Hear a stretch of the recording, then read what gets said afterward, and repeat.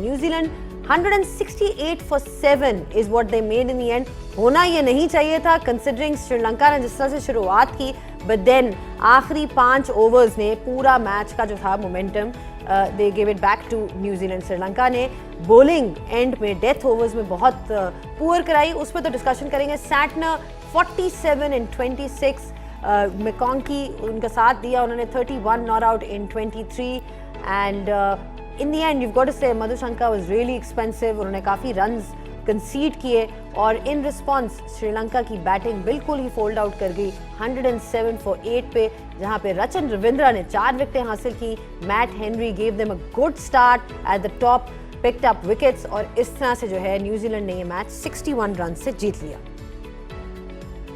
इस तरह से न्यूजीलैंड की पोजीशन बहुत अच्छी हो गई है पॉइंट्स टेबल पे, क्योंकि उनके हो गए हैं 3 पॉइंट्स। इंग्लैंड तो ऑलरेडी क्वालिफाई कर चुका हुआ है। Sri Lanka is effectively out of this T20 world cup. Now it's between New Zealand and Pakistan, and because New Zealand ने इतनी बड़ी मार्जिन से जीता है तो उनका नेट रन रेट जो है वो हो गया है अब 3.05, so they would be difficult to eliminate from this T20 world cup. Welcome back on game on है, डिस्कशन चल रही है श्रीलंका की and they played New Zealand today. क्या ज़बरदस्त परफॉर्मेंस देखने को मिली फ्रॉम न्यूजीलैंड। जो बात यहाँ पे चल रही थी कि they are a complete outfit and ऊपर से लेके नीचे तक उनके पास प्लेयर्स हैं, बैलेंस है, वो सारी चीज़ें आज हमें देखने को मिली। अ ट्रूली प्रोफेशनल जिसे कहते हैं टीम, हर प्लेयर ने अपनी जो है कंट्रीब्यूशन की और कम बैक किया जब शुरू के ओवर्स में श्रीलंका ने डोमिनेट किया। इस पे जो है मजीद डिस्कशन करेंगे। मेरे साथ मौजूद है मेरे को होस्ट सिकंदर बख्त। अस्सलाम वालेकुम। वालेकुम अस्सलाम।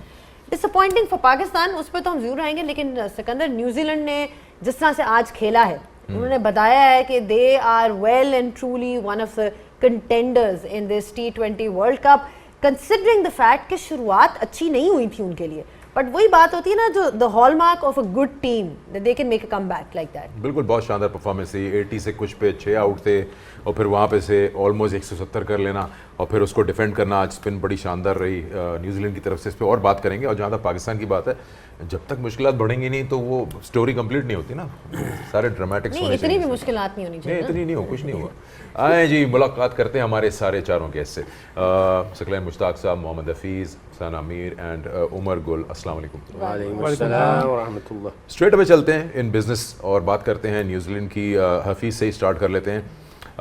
स्टार्ट आप कह सकते हैं कि अगर कुछ चीज़ें वो टिक करना चाहें न्यूजीलैंड, तो उनके टॉप 6 जो हैं वो खातिर खा कुछ इतना कर नहीं पाए थे, बट निकाल लिया उनको बाहर। आज भी 15 में से 10 विकेट स्पिनर्स ने ली, एक अच्छा कंट्रोल नजर आया दोनों की तरफ से। How do you some it up New Zealand की जो ये विक्ट्री और ख़ास तौर पे इतने बड़े मार्जिन से? ये बहुत ही क्लिनिकल, बहुत ही डोमिनेटिंग, क्योंकि जो इनकी क्रिकेट खेलने का तरीका था वो नहीं बदला और तमाम प्लेयर्स ने अपनी कोशिश की। ये एक टाइम पे लग रहा था कि न्यूजीलैंड की कंडीशनल एडजस्टमेंट शायद नहीं है, लेकिन जैसे ही सेंटनर आते हैं और वो मैकॉन्की जो हैं, और मैं पहले आपको बताता हूँ, मैकॉन्की सिर्फ T20 में नहीं खेलते, उन्होंने फर्स्ट क्लास क्रिकेट बड़ी लंबी खेली हुई है। उनके 70+ फर्स्ट क्लास गेम्स हैं, उनकी 35+ की एवरेज है। तो he knew how to manage tactically particular situation. तो मुझे लगता है कि उनकी जो पार्टनरशिप थी सेंटनर के साथ, that was the defining moment of the match, क्योंकि वो जो पार रन्स को टच करने की मैंने और गुल ने बात की थी कि इस पिच पे अगर 160+ वो कर जाते हैं तो वो चैलेंज कर देंगे, क्योंकि ये ड्राई पिच है, यहाँ पे टर्न होने के चांस थोड़े ज़्यादा हैं। और वही हुआ कि जब उन्होंने 167 या 168 रन ऑन द बोर्ड लगाए, वहाँ पे they were having a no clue. और हमने पहले बात की थी कि वो एक लिमिटेड स्क्वाड है श्रीलंका का, बॉलिंग में भी और बैटिंग में भी। बैटिंग में भी वेरी फर्स्ट बॉल पे जो मैट हेनरी ने सेटअप करके उनको they were done and dusted, they never recovered from out of that, क्योंकि निशांका ही उनके मेन प्लेयर थे जो कुछ कर सकते थे। लेकिन ओवरऑल मैं समझता हूँ कि कंप्लीट टीम होने की निशानियाँ वो हमें अपने प्रोसेस से दिखा रहे हैं, जब वो बायलैटरल सीरीज़ खेल रहे थे या खेल रहे होते हैं, और आज वो जो कंप्लीट टीम की जो उन्होंने शक्ल है वो भी दिखा दी कि उनको कंडीशनल भी वो टीम नहीं है, कि वो इंडिया की कंडीशन में डिफरेंट सिचुएशन में कंडीशन में खेल के आए, जैसे यहाँ पे आए तो दे आर वेल एडजस्टेड और उन्होंने अपने ह्यूमन रिसोर्स को राइटली जो है वो यूटिलाइज किया। अच्छा सकलैन, आपने न्यूजीलैंड की बात की थी कि किस तरह से दे आर प्लानिंग अहेड और उनके प्रोसेसेस कितने इन प्लेस हैं, बट बात वही आ जाती है कि the strength of a team is actually determined by when how they handle adversity. तो आज वो 6 for 84 थे एक पॉइंट पे, बिल्कुल बैकफुट पे थे।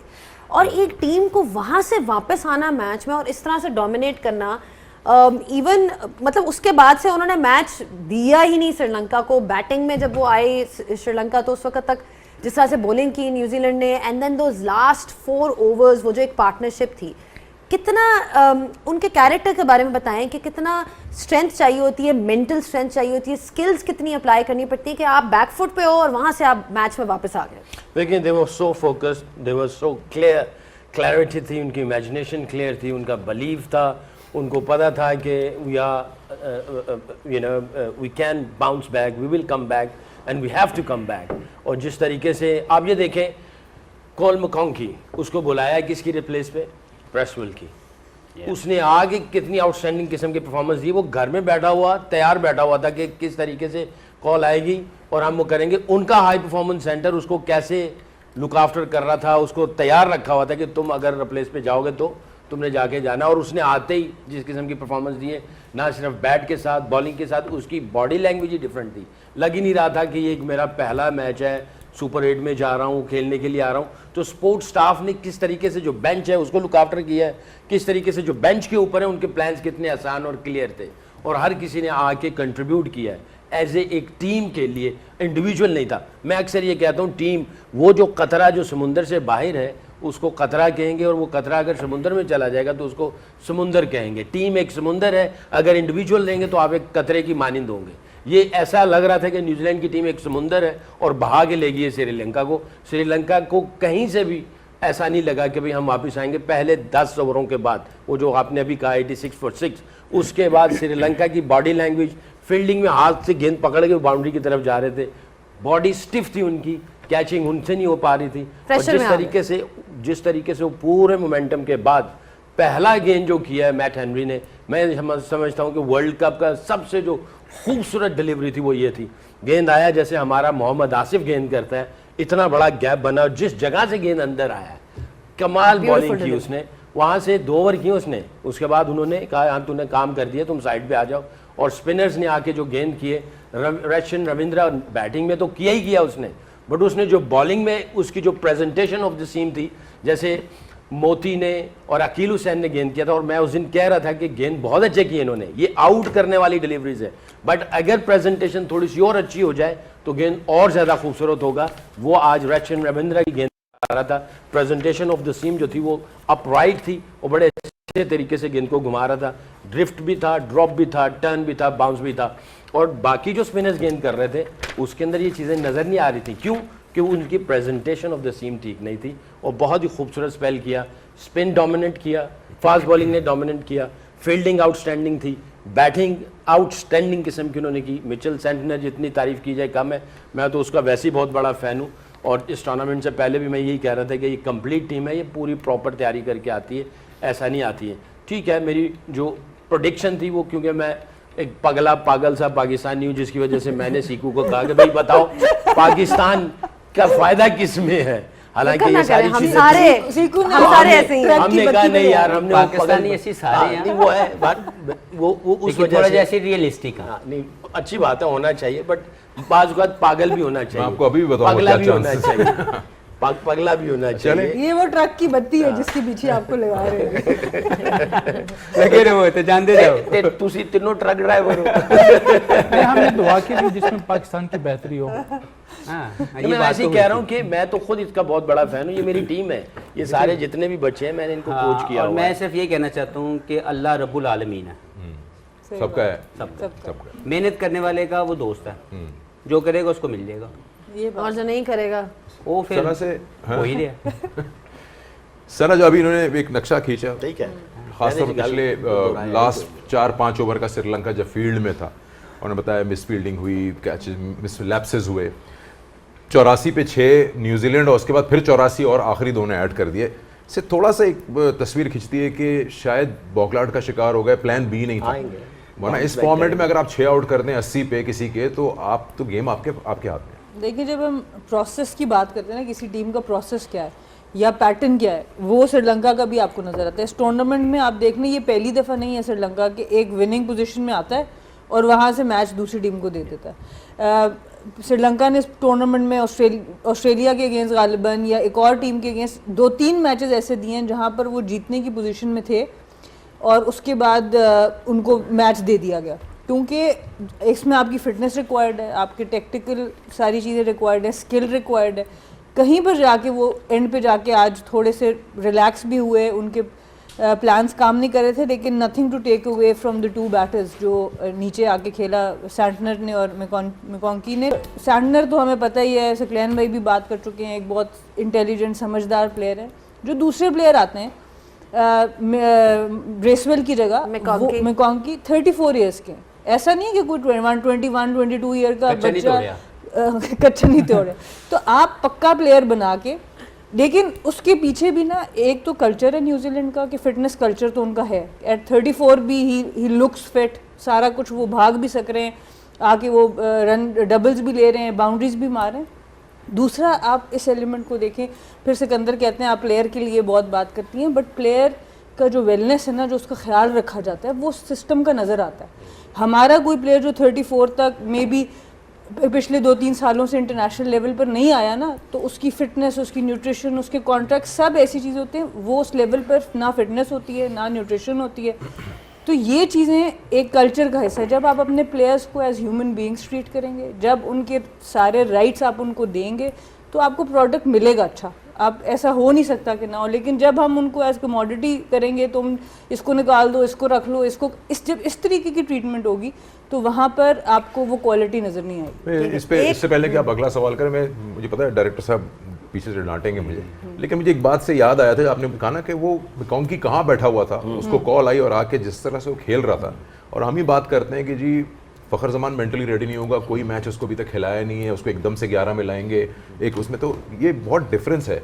अगेन एस्थेटिक्स का डिफरेंस होगा, कम्युनिकेशन का बहुत बड़ा। मैं आपको एक और स्टोरी बता दूं, मैं इंग्लैंड के ड्रेसिंग रूम में था, अगर टाइम है थोड़ा, जी, आई थिंक बताएं, बहुत ही बहुत टाइम। अर्ज करें अच्छा आप आदाब कहते रहे। इरशाद तो वो इंग्लैंड ने जॉनी बेरिस्टो को ड्रॉप करना था, श्रीलंका की सीरीज थी, और बेन फॉक्स जो था ना वो बेस्ट कीपर था। ठीक। तो पहले टेस्ट मैच में उसने पूछा फील्डिंग कीपिंग कोच से कि दोनों में से कौन रेडी है, क्योंकि यहाँ पे टर्न बहुत ज़्यादा होने वाला है। उसने कहा मैं अपनी ज़िंदगी लगा सकता हूँ ये बेन फॉक्स के ऊपर, बटलर और जॉनी बेरिस्टो इसके करीब ही नहीं आते, अगर कीपर लेना तो ये, बाकी जो मैंने आपको तीनों में से जो बता दिया वो कर दिया। बहरहाल हम लोग बैठे स्पोर्ट्स स्टाफ खाने पे, बात चलती रही और जनाब बेन फॉक्स को खिलाना था। जॉनी बेरिस्टो थोड़ा सा डिफरेंट कैरेक्टर है, उसने कहा जी कि मैं ड्रॉप नहीं होऊंगा, मुझे खेलना है। कैप्टन ने, उसने हेड कोच ने कह दिया कि नहीं तुम्हारी पहले मैच में जगह नहीं बनेगी, हम दूसरे में तुम्हें चांस देंगे। अच्छा खैर उसको इंजरी भी हो गई थी थोड़ी सी, उसका एंकल थोड़ा सा मुड़ गया। उसको जब कह दिया तो बेन फॉक्स ने पहले ही मैच में 100 कर दिया, साथ में आउट भी कर दिए। अब दूसरे मैच में टीम सेटल थी और हेड कोच ने उसको प्रॉमिस किया हुआ था, 3 दिन का गैप था, उन्होंने बिल्कुल बुलाया उसको, जो स्पोर्ट्स साइकोलॉजिस्ट था वो आया और उसने आके कहा कि इसको अगले मैच में भी हमें ड्रॉप करना पड़ेगा क्योंकि ये बहुत अच्छी परफॉर्मेंस कर गया है, बट मैंने प्रॉमिस कर दिया था कि तुम्हें दूसरे में चांस देंगे, तुम अभी 100% फिट नहीं हो। बाकायदा स्ट्रेटजी बनी, कौन कम्युनिकेट करेगा और उसका क्या माइंडसेट है, उसको किस तरीके से लुक आफ्टर करनी है, कम्युनिकेट कैसे किया। उसके साथ 3 दिन वो लगा रहा, टेस्ट मैच में भी उसके साथ बैठा रहा और उसके साथ कम्युनिकेट करते रहे। दूसरा टेस्ट मैच जीता, सीरीज़ हो गई विन, ठीक। तीसरे टेस्ट मैच में लकीली उसकी पोजीशन बनी, उसने आगे उसने 100 किया और फिर 70 किया और वो वाइट वॉश किया और वो टेस्ट मैच में वो मैन ऑफ द मैच हुआ। तो यानी किस तरीके से कम्युनिकेट करने के लिए कौन सा बंदा आएगा और किस तरीके से उसके कॉन्फिडेंस को लुक आफ्टर किया जाएगा और उसके थॉट प्रोसेस या माइंडसेट को किस तरीके से लुक आफ्टर की जाएगी, इस तरह की कम्युनिकेशंस होती हैं। हमारे फुकदान है यहाँ पे, हम कम्युनिकेट सही तरह। ये बड़ी अच्छी इन्होंने जो बात की है उमर, उसी पे कि अगर आप किसी को रेस्ट दे भी रहे हो, ड्रॉप भी कर रहे हो, तो यहाँ पे तो अक्सर पता ही नहीं चलता, you know, I am talking about clarity नहीं है ना, तो सोशल मीडिया से पता चल रहा होता है कि जी टीम्स में कौन है कौन नहीं है। एक बात कर रही हूँ कि जो इन्होंने बात की about being clear and being honest, वो कितना ज़रूरी है, being honest and clear with the player. देखिए सबसे पहले तो कि भाई बात कर रहे थे ना कि वो रेडी नहीं था बैठने के लिए, तो ये सोशल मीडिया में कुछ बातें चल रही थी कि वो फॉक्स को खेलने नहीं दे रहा, वो सेल्फिश है, ये थोड़ी सी खबरें निकली हुई थी, लेकिन हकीकत पता नहीं था। अभी सैकी भाई ने जो बताया ना, सबसे इम्पोर्टेंट चीज़ ये है कि कम्युनिकेशन तो होनी चाहिए, प्लस प्रोफेशनलिज्म। बंदे को दुख तब होता है कि जो कंसर्न बंदा है वो आपके साथ कम्युनिकेट ना करे जो जिस जॉब के लिए है, और आपको थर्ड पार्टी से पता चले कि आप खेल रहे हो या नहीं खेल रहे हो, या इन्फॉर्मेशन आपको मिले हो, तब प्लेयर भी डिस्करेज होता है। के साथ भी सेम गोज़। तो आई थिंक सेकी भाई ने बड़ा ज़बरदस्त क्लियर किया कि पहले उसके साथ हेड कोच ने बात की, पहले टेस्ट के बाद, before the first test, second test से पहले उसको फिर जब ड्रॉप करना था या रेस्ट कराना था, तो हेड कोच के बजाय साइकोलॉजिस्ट जो उसको और बेहतर तरीके से समझा सकते हैं। तो आई थिंक क्लैरिटी और कम्युनिकेशन बहुत इंपॉर्टेंट है, और जो कंसर्न बनता है उसके, ये नहीं कि आप किसी थर्ड पार्टी से आपको पता चले कि आप खेल रहे हो या नहीं खेल रहे हो। तो आई थिंक ये क्लैरिटी बहुत जरूरी है। मैं ये चाहूँगा, मेरी रिक्वेस्ट भी होगी कि आप किसी को भी नेशनल टीम के साथ किसी को कोच लगाना है या उस लेवल पे लेके आना है, पहले उसकी कम्युनिकेशन स्किल्स देख लेनी चाहिए, उसका एविडेंस होना चाहिए, उसकी क्वालिफिकेशन होनी चाहिए। बगैर क्वालिफिकेशन के आप किसी को ऊपर लेके ना आए। लैंगर 10 साल तक नीचे काम करता रहा, ग्राम तो 15 साल तक नीचे काम करता रहा, राम प्रकाश, ग्राम गूंज 15-15 साल नीचे काम करते रहे। हमारा अलमिया ये है कि हम उठा के सीधा ऊपर लगा देते हैं, और एविडेंस होता ही कोई नहीं है, क्वालिफिकेशन होती कोई नहीं, कम्युनिकेशन की स्किल्स है ही नहीं।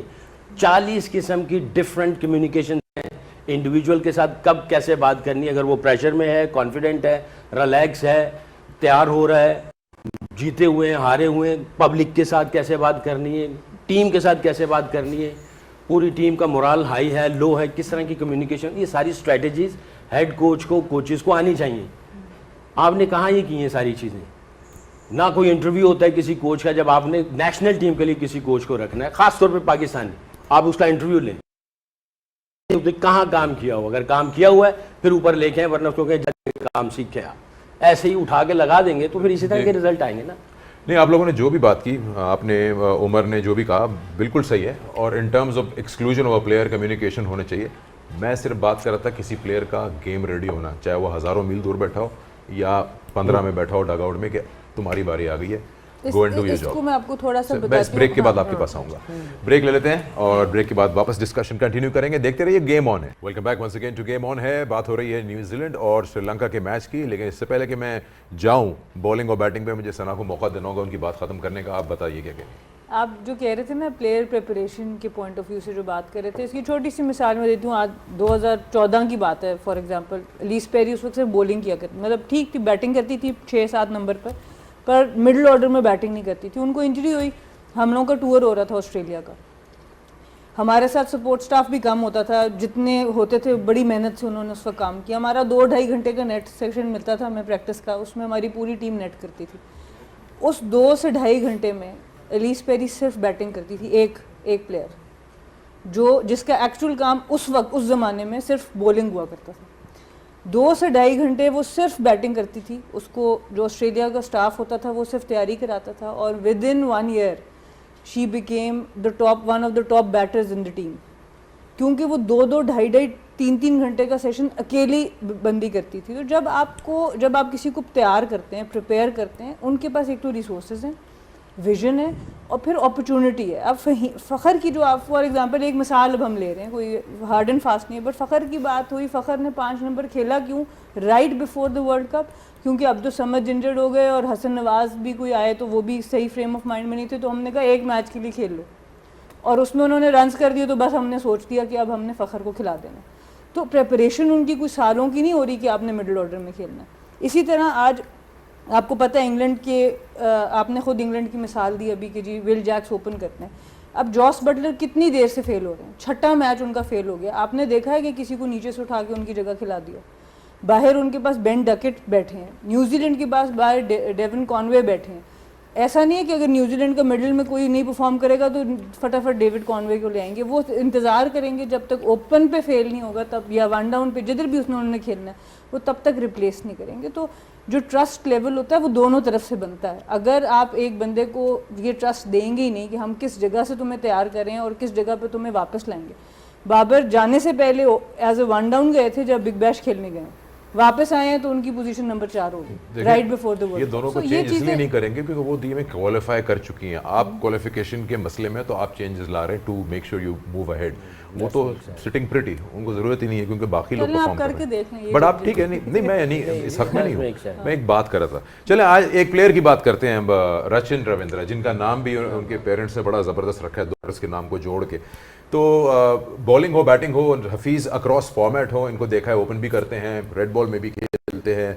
आज क्या बॉलिंग की है जिस तरह सकलन मुश्ताक ने बताया। I think a complete package है। इनकी बैटिंग से स्टार्ट कर लेते हैं। आज की इनकी जो परफॉर्मेंस थी, हालांकि टीम परफॉर्मेंस नहीं दे पा रही थी, अचानक विकेटें गिरी, लेकिन 32 ऑफ 22 इनके अच्छे थे to set the base. On the track ही दे वर प्लेइंग, वहाँ पे नंबर 3 के ऊपर जिस तरह की इन्होंने मोमेंटम को मेंटेन किया, क्योंकि इट्स रियली टफ कि वो इस तरह की पिच पे जो पिच थी उसने भी उनको बहुत फ़ायदा दिया, लेकिन ओवरऑल ग्रेट, वो जो जिसको आप कहते हैं ना कि ऑलराउंडर परफॉर्मेंस, ये वो है। पहले उन्होंने अपनी बैटिंग, जो उनका मेन रोल है, वहाँ पे उन्होंने अपने आप को स्टैम्प किया कि एक बैट्समैन के तौर पर एक अच्छी इनिंग्स खेली। फिर उसके बाद जब उनके हाथ में बॉलिंग आई, और मुझे लगता है कि इस पे सेंटनर की कितनी माइंडसेट है कि इससे पहले उनको हमने इस तरह की बॉलिंग करते हुए नहीं देखा जब इंडिया में थे। एक या 2 ओवर किए, लेकिन यहाँ पे उन्होंने उनकी हाइट और वो जिस जांचते हुए कि ये he will get more bite from the pitch, उनको लेके आया and he deliver the best. And वो जो एक हफीज़ ने बात की है कि this is what you call a true all rounder, you know, जो somebody who did his part not just in batting and bowling as well। आप उनका नंबर देखें, किस नंबर पे वो बैटिंग कर रहे हैं, it's perhaps the most important number in T20 cricket. फिर आप देख लें कि उन्होंने आगे किस तरह से बॉलिंग कराई है। तो जब हम एक्सपेक्ट करते हैं performances from all rounders, that's what we talk about, that you contribute the highest. But spin bowling की बात हो रही है, सैंटनर के ऊपर हमने डिस्कशन की थी in the pre match show कि कितने वो अच्छे बॉलर हैं, how he is kind of underrated. But again look at his performance, जिस तरह से उन्होंने आके परफॉर्म किया विद द बैट 47 in 26। फिर उसके बाद आप उनकी बॉलिंग भी देख लें, he was economical, didn't give away too many runs, and then having Rachin on the other side as a spinner. So वो वाली बात आ जाती है ना कि जो जिसको भी रोल मिल रहा है वो डिलीवर भी कर रहा है। डेफिनेटली ये कप्तान का और आई थिंक स्पोर्ट स्टाफ का, ख़ास तौर पे हेड कोच का जो है क्रेडिट जाता है उनको, किस तरीके से प्रेपरेशन की हुई। आज अगर इनका देखें utilisation of the spinners, Ravindra Ravindra 4 over पहले नहीं कर पा रहा था, आज उसको 4 ओवर करवाए, क्योंकि ये जो पिच जो थी, क्योंकि इसकी प्रेजेंटेशन ऑफ द सिम, हालांकि मेन बॉलर जो है वो सेंटनर है, यानी ये भी है, बट ये जो सेंटनर है बॉलिंग ऑलराउंडर है, मगर इक्वली गुड है, बैटिंग में भी उसने उसी तरह की परफॉर्मेंस दी, बट उसकी गेंद की जो शेप है वो डिफरेंट है। रविंद्र चंद्रा की गेंद की शेप डिफरेंट है। ये पिच जो थी, प्रेजेंटेशन जो अच्छी रख रहा था, उसके ऊपर turn, bounce, dip and drift मिल रहा था, तो जिसकी वजह से उसने उसके 4 ओवर पूरे करवाए।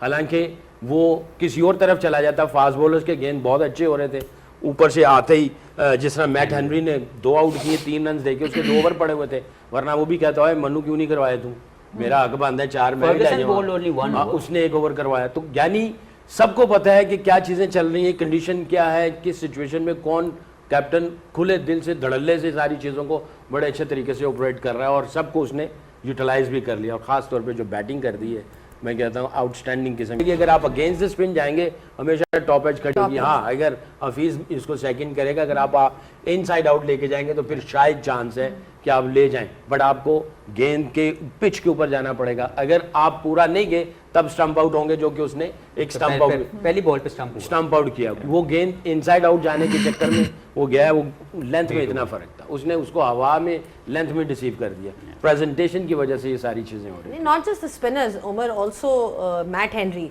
You know, when you talk about his bowling, वो जो उन्होंने आउट किया है निशंका को आज, I mean that was a special delivery that we got to see from him, and as a fast bowler I'm sure कि जब आप वो देखते होंगे तो आप कहते होंगे कि this is exactly the kind of delivery you should be bowling जब आप first up आ रहे हो। देखिए, सबसे इम्पोर्टेंट ये है कि आप कंडीशन को किस तरह रीड करते हो, आप उस वहाँ पे बॉल किस तरह ऑपरेट करते हो।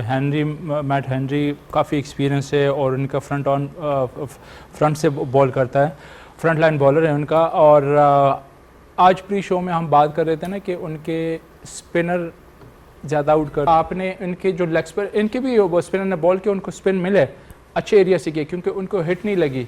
Running between the wicket Sri Lankan का इतना अच्छा नहीं था। अगर आपने देखा रविंद्रा को और फिलिप्स को जब हिमांता आया तो वो अच्छी जगह से बॉल कर रहा था, थोड़े से पीछे बॉल कर रहा था, वहाँ से वो सिंगल डबल बड़े तेज़ रन्स ले रहा था। उसने क्या किया, थोड़ा सा आगे कोशिश की कि मुझे बैकफुट पे ये गैप में जो खेलते हैं ना, जो सिंगल डबल करते हैं, कि वो वहाँ से जब आगे बॉल किया उसको। तो आई थिंक आपकी स्किल्स है ही, लेकिन फिट का भी बहुत ज़्यादा इसमें जो ना आपकी परफॉर्मेंस में अमल दखल है। I think credit Matt Henry को ज़्यादा इसलिए भी मिलना चाहिए कि सारी डिपेंडेंसी पातुम निसांका पे थी और जो अनप्लेएबल डिलीवरी उनको कर दी, आई मीन वहीं से आपने उनकी कमर तोड़ दी और फिर उनके I think they lost their way, they didn't know कि विच वे दे वर हेडिंग 168 1068। और इसमें सिकंदर भाई ये भी है ना कि आपको प्लानिंग बाहर से जो प्लान करके आते हो ना, एग्जीक्यूशन, मेरे ख्याल से अगर आपने निसानका को देखा हो ना तो ये काफ़ी दफ़ा इन स्विंग पे ये आउट हो जाते हैं क्योंकि इसके बैट और बैट के बीच में जो ना गैप बन जाता है, और उसने वही किया, इन स्विंग किया, उसको बोल्ड किया। आपको बल्कि हो सके तो बॉल फिर से दिखाएं वो वाली जो इन्होंने निसांका को की थी। आई मीन इनकी बॉलिंग अक्रॉस फॉर्मेट्स। हालांकि पता चल जाता है, आपको वैगन व्हील दिखा देते हैं एनालिस्ट, आपको बता देते हैं, बट फिर अगेन बॉलर के ऊपर आता है कि किस तरीके से वो जिस जगह से कौन से जो गुल कहता रहता है 4-5-6 मीटर के बीच में, वहाँ से गेंद को अंदर लेके आना, ये एक बॉलर के ऊपर आता है। क्या खूबसूरत फिटनेस की बात है।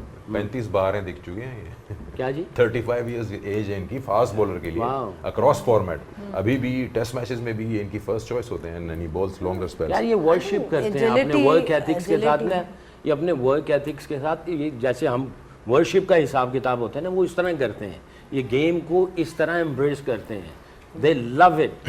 जिम में जा रहे हैं, ग्राउंड में जा रहे हैं, फील्डिंग कर रहे हैं, जान नहीं छुड़ाते हैं, एंजॉय भी करते हैं और समझते हैं ये वर्शिप है। शिनवारी कढ़ाई वो सिर्फ हम लोग बैठ के खाते हैं, वो सिर्फ गेम ऑन है का सेट खाता है शनिवारी कढ़ाई, बट ब्रेक तो नहीं ले नहीं। अच्छा नहीं, इसमें ये है कि ये न्यूजीलैंडर हो गए या ऑस्ट्रेलियन हो गए, इवन इंग्लैंड के, ये शॉर्टकट पे बिलीव नहीं करते, ये एक प्रोसेस के थ्रू आते हैं। जिस तरह हमने थोड़ी देर पहले बात की है ना वो मैकॉन्की की, कि वो 77 फर्स्ट क्लास खेल के आए, तो इट्स मीन्स कि जो कंडीशन सूट कर रहे हैं वो कोई T20 का स्पेशलिस्ट ये नहीं लेके आए कि 10-15 T20 खेल के आए और उसको ही खिलाना लाजमी कि वही नहीं, आप कंडीशन के हिसाब से कि यहाँ पे हमें कौन से ज़्यादा यूटिलाइज कर सके कौन से प्लेयर को, तो मैकॉन्की को लेके आए।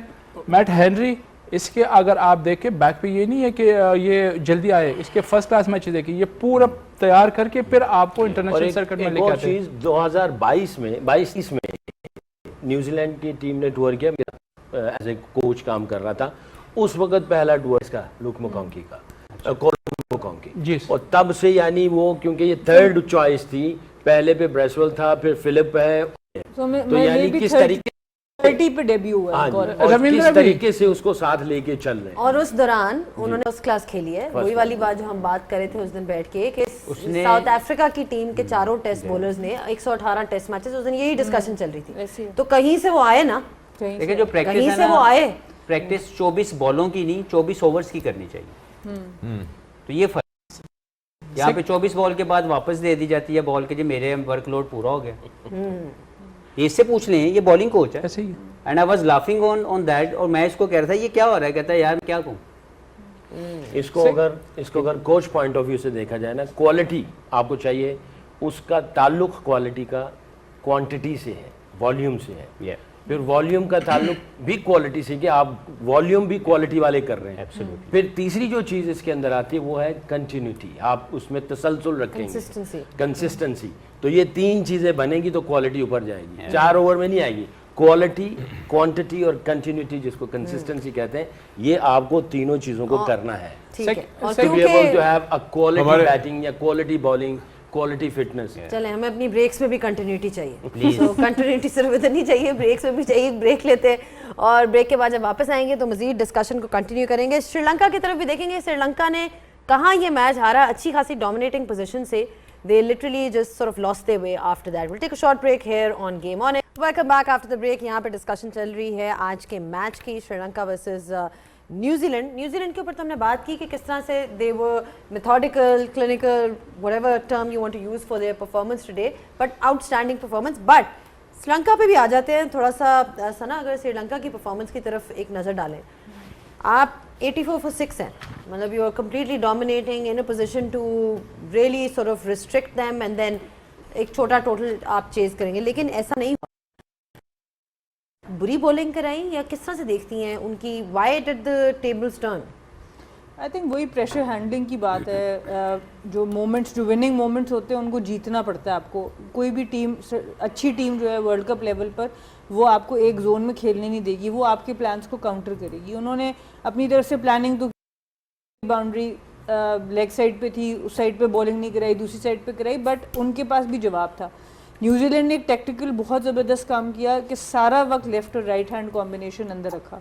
अगर आप जितना भी देखें, आज डेरिल मिचेल चैपमैन से ऊपर आए, किसी में कभी चैपमैन ऊपर आ जाते हैं, इसी तरीके से मैकॉनकी और सैंटनर का भी राइट और लेफ्ट हैंड कॉम्बिनेशन उन्होंने जारी रखा, जिसकी वजह से बॉलर के लिए एट टाइम्स डेथ में एग्जैक्ट यॉर्कर्स डिलीवर करने, स्लोअर वंस डिलीवर करने मुश्किल भी हो जाते हैं।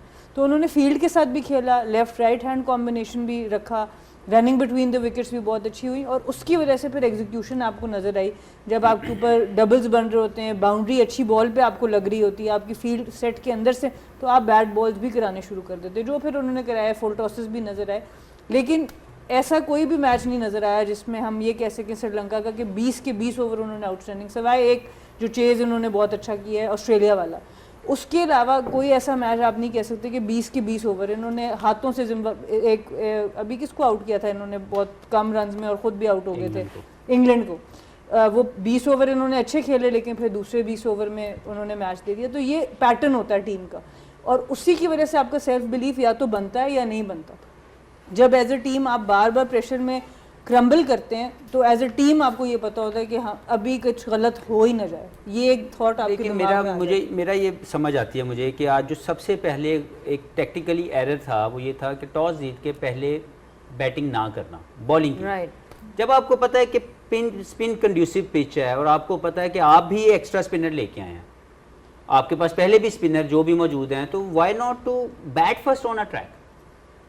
और क्यों, और न्यूजीलैंड की टीम को अगर आपने स्पिन से फंसाना है तो क्यों ना 160 खुद कर दें, ना कि 160 करने जाएं, क्योंकि पिच की कंडीशन हम तो बहुत दूर बैठे हैं। रसल आर्नल्ड ने भी ये बात की कि स्पिन टू विन है दिस ट्रैक। तो अगर ये ज़रूर, अगर वो भी कह रहा है और आपकी मिस रीडिंग है, मुझे लगता है बैड प्लानिंग, टेक्निकल एरर है कि अगर आपको पता था कि इस पिच के ऊपर 150 could be a winning score, तो why not to put runs on the board and then challenge them with your spin? Hafeez भाई अभी 6 आउट कर तो दिए थे उन्होंने, वहाँ से उन्होंने मैच दे दिया ना। लेकिन इसमें ये भी है ना, हफीज सही कह रहे हैं। देखिए हमने पहले भी कहा कि यहाँ पे बैट सेकंड मुश्किल हो जाता है, और जो सबसे इम्पोर्टेंट चीज़ है कि आपने टॉस जीता है और आप सेकंड बैटिंग करें। आप ये देखिए कि लास्ट मैच आप कितने रन में हारे, 146 में आप हारे, आपको चेजिंग में कॉन्फिडेंस नहीं है। प्लस जो सबसे इंपॉर्टेंट चीज़ है कि आपकी जो बैटिंग है वो सॉर्टेड नहीं है, 2 ही बंदे वो रन कर रहे हैं पहले बॉल पे मैच। आपका जो सीनियर प्लेयर है परेरा, वो उसको आप ऑलरेडी इन आउट कर रहे हैं। जो दूसरा आपका जो मोस्ट सीनियर है असलंका, वो पहला मैच खेल रहा है, तो आपने तो मुश्किल में खुद ही अपने आप को डाल दिया ना। मगर इसमें ये भी चीज़ है ना गुल, आप बिल्कुल सही हो रही हैं बातें, मगर जैसे 86 और 6 है, आपने तो वो काम कर दिया। मेरा ख्याल है 120 नहीं हो रहा था और आपने 160 करवा दिया। देखें, मेन चीज़ है प्रेशर के अंदर आपने प्रेशर हैंडलिंग कैसे करनी है। एक मिसाल है कोयला और हीरा, डायमंड एंड चारकोल, दोनों कार्बन है, बट दोनों में फ़र्क है। चारकोल जो है वो जनाब जल के राख हो के फिर ख़त्म, उसकी कीमत कुछ नहीं है। डायमंड वो सारा प्रेशर अंदर ले जाता है, उसकी वजह से वो डायमंड बन जाता है। आज न्यूजीलैंड जो है वो उसने प्रेशर सिचुएशन में डायमंड वाला रोल दिखाया कि हम में शाइन करने वाले। देखो ना, डायमंड दिया चारकोल।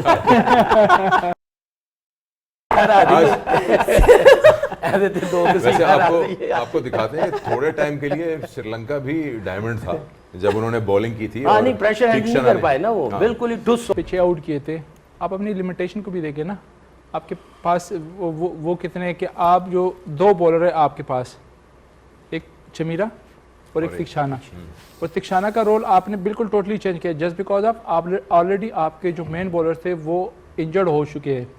अगर आप अदर साइड आप देखें, न्यूजीलैंड उनके ऊपर अगर 2 आउट भी हो गए तो पीछे भी उनके जो बैकअप है या जो बाकी प्लेयर वो इस्टेब्लिश है, वो ऑलरेडी उनके जो परफॉर्मेंसेज है वो बॉलर की क्या परफॉर्मेंस है। आज उनके पेसर ने सिर्फ 3 ही ओवर किए, बैकअप पे जो कंडीशन था उनके पास बैकअप और ज़्यादा थे, उनके पास थी पीछे बैकअप है रेडी है, तो उन्होंने सारे स्पिनर से बॉल करा दी। आपकी लिमिटेशन है 2 पेसर के साथ 2 बॉलर के साथ आप खेल रहे हो और 2 बैट्समैनों के साथ। अगर देखें ना, अगर जिस तरह से इन्होंने भी एक आउट किया जो फिलिप को गेंद हुआ, और मैट हेनरी ने जो गेंद किया फास्ट बॉलर ने, गेंद के अंदर वो बाइट थी, पड़ के अंदर आ रहा था, पिच के अंदर था। 6 फुल टॉस करके आप बाउंड्रियाँ खाएंगे तो फिर तो ऐसे ही होगा ना।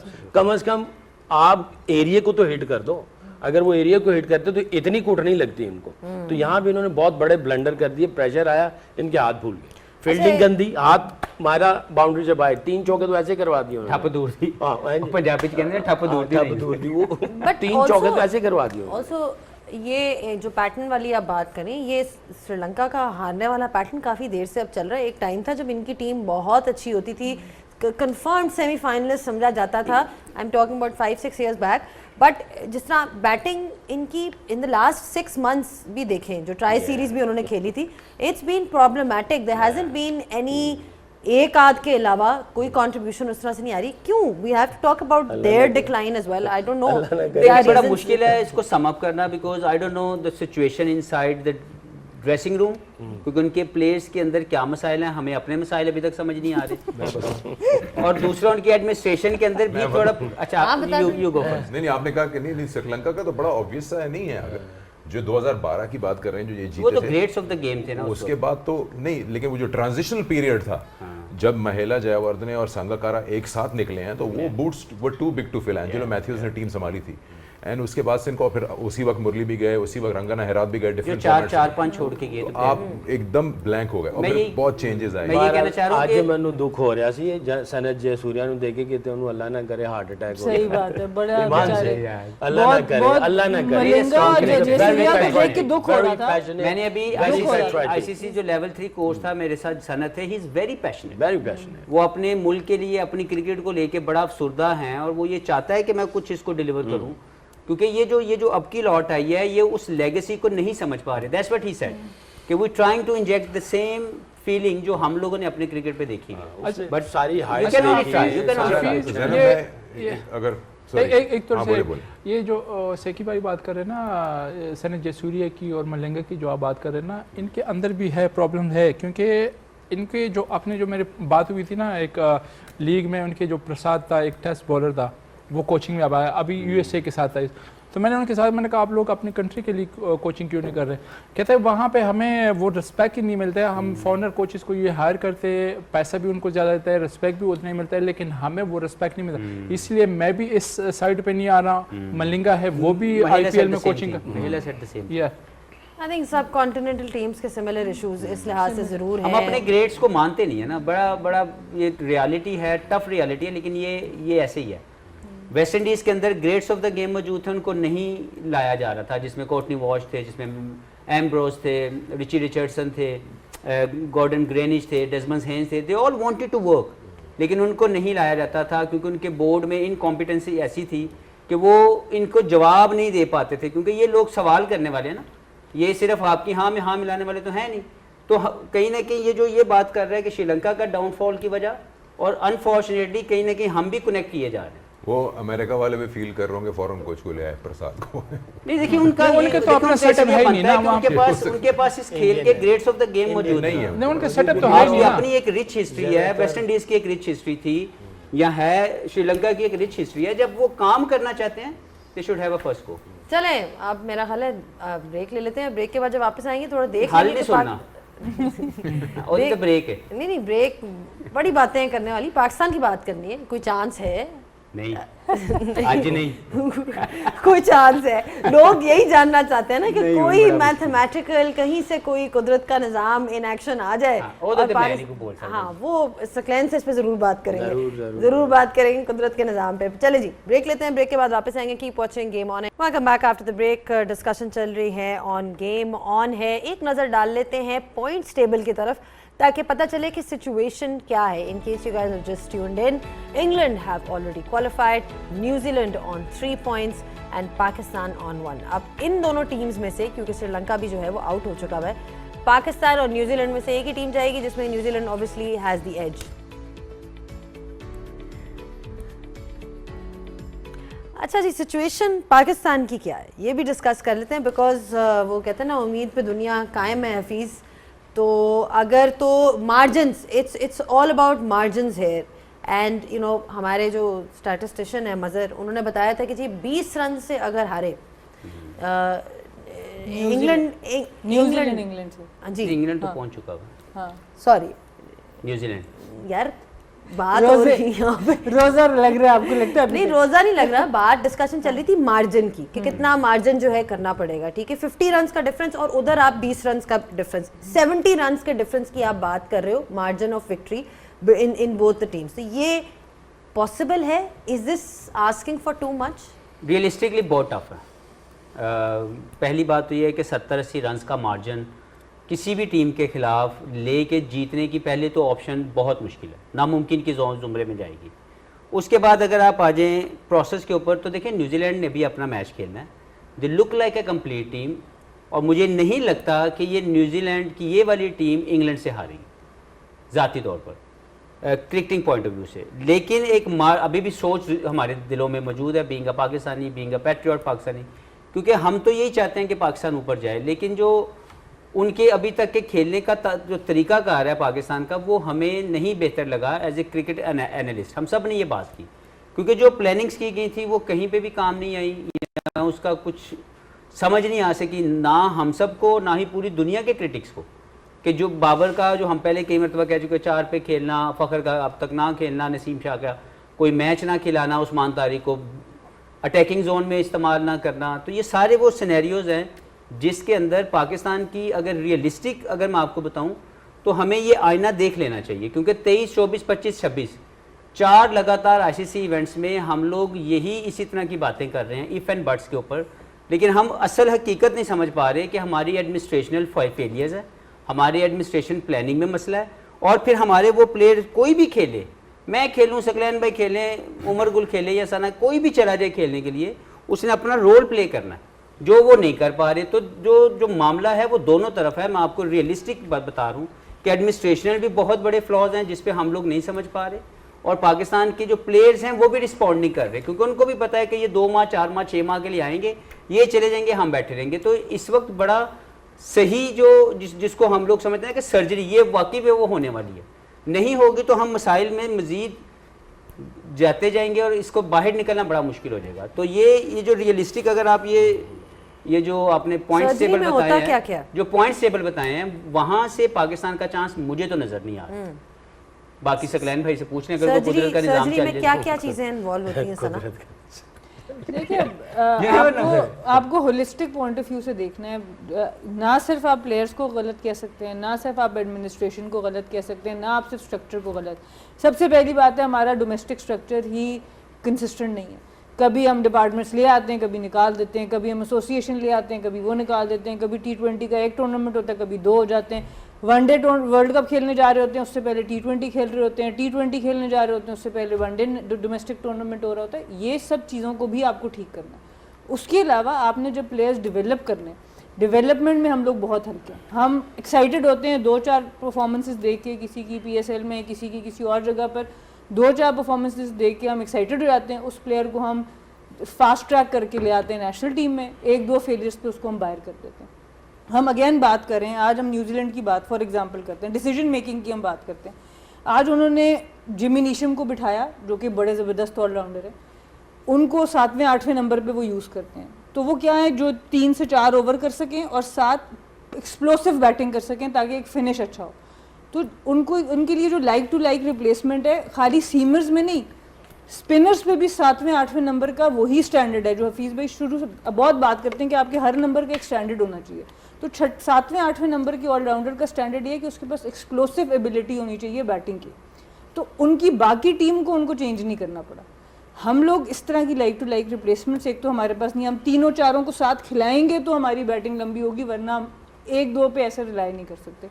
एक चीज़ ये, दूसरी हमने हल्की सी बात टच की प्रोएक्टिव कैप्टनसी पे। एक तो ये सिस्टम की मैं बात करूँ, फिर जो कैप्टनसी या लीडरशिप जो अंदर है, सकलैन भाई ने भी बात की, हफीज़ भाई ने भी आज बात की कि उनसे फास्ट बॉलर से पहले जो मैट हेनरी है उनसे 2 ओवर कराए गए, लोगी फर्गसन से 1 ओवर कराया गया। इसका रीज़न क्या है? आपने अगला मैच फिर प्रेमदासा में खेलना है, जो ग्रुप को टॉप करेगा वो सेमीफाइनल में उस ग्रुप की नंबर 2 से खेलेगा। इट्स ए ह्यूज एडवांटेज कि आप टॉप टीम से ना खेलें। सो ये प्रोएक्टिव कैप्टनसी है कि they will need Rachin Ravindra and Glenn Phillips to bowl in the next matches.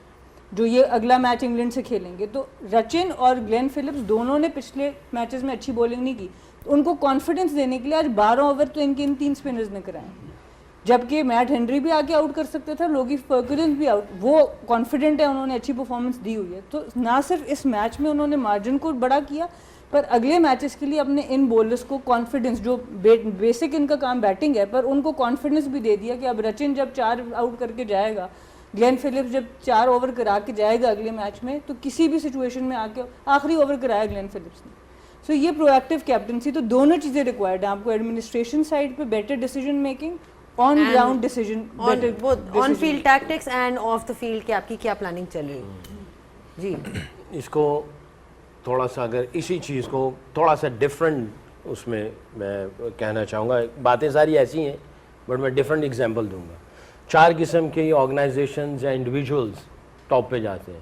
पहला अक्लमंद, साथ में बहादुर। जितनी अकल बढ़ती जाएगी वो बहादुरी भी आती चली जाएगी, ये इसका वो है परसेंटेज के एतबार से। यानी जितना आपको नॉलेज आएगा, अवेयर होगे, एजुकेट होगे, पता होगा कंडीशन सिचुएशन क्या है, अक्लमंद बहादुर, ये 2 ये टॉप पे जाएंगे। आप न्यूजीलैंड की टीम को देखें, कल इंग्लैंड की टीम को देखें, साउथ अफ्रीका की टीम को देखें, इंटेलिजेंट क्रिकेट खेली और दलेरी वाली क्रिकेट खेली, अक्लमंद बहादुर।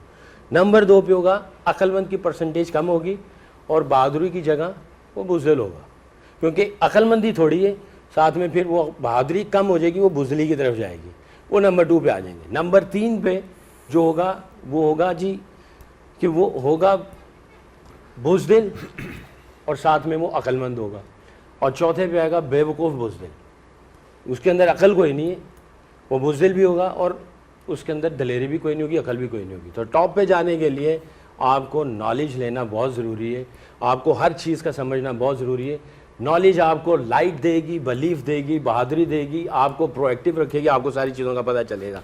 ये सिस्टम कर सकता है जब आप नीचे से बच्चों को एजुकेट करेंगे, नीचे से बच्चों को डेवलप करेंगे इस तरीके से। ये पढ़ी लिखी क्रिकेट खेलते हैं, हम लोग अनपढ़ क्रिकेट खेलते हैं।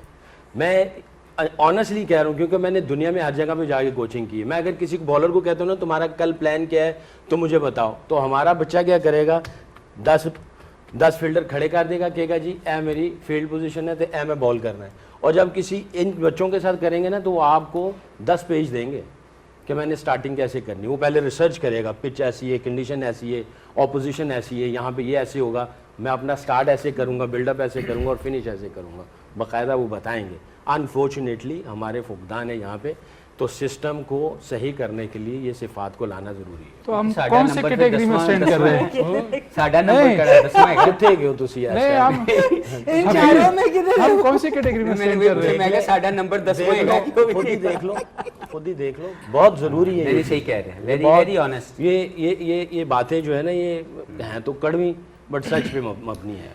जो अच्छा खेलेगा आपको उसके अंदर से इंटेलिजेंस भी नज़र आएगा, दलेरी और बहादुरी भी नज़र आएगी, और जो नीचे नीचे आएगा वो आपको बेवकूफ़ और बुज़दिल नज़र आएंगे। You can't underestimate the importance of cricketing intelligence in the sport. देखिए मैं तो ये 260 मिलियन लोग जो है ना उनके लिए रिप्रेजेंटेशन के लिए बैठा हूँ यहाँ पे। आप सब ने जो बात की मैंने और से सुनी, and you guys have been playing cricket. आप डेप्थ जानते हैं, सिस्टम जानते हैं, फर्स्ट क्लास जानते हैं किस तरह होना चाहिए।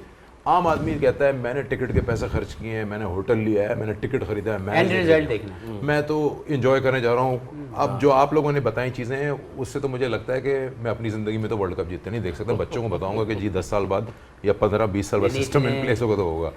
पॉइंट भी इतने बुरे हालात नहीं। जो हमने जो स्टार्ट की थी कर रहा हूँ, ये जितनी भी बातें हो रही हैं हम उन्हीं बच्चों को सामने रखते हुए कह रहे हैं कि we want to be proud Pakistani, we want to be the champion, exactly we want to dominate the world. तो उसी पे आ रहा हूँ कि आपने कहा ना कि लोगों को रियलिस्टिक होना चाहिए कि पाकिस्तान से बेहतर क्रिकेट लोग खेल रहे हैं। To be very honest, before the world cup started people knew that other teams are playing better cricket, but उम्मीद उनकी नहीं छीननी चाहिए। पाकिस्तान का भी चांस है। ब्रेक लेते हैं, वापस आएंगे और उसके बाद बात करेंगे इस पे। गेम ऑन है।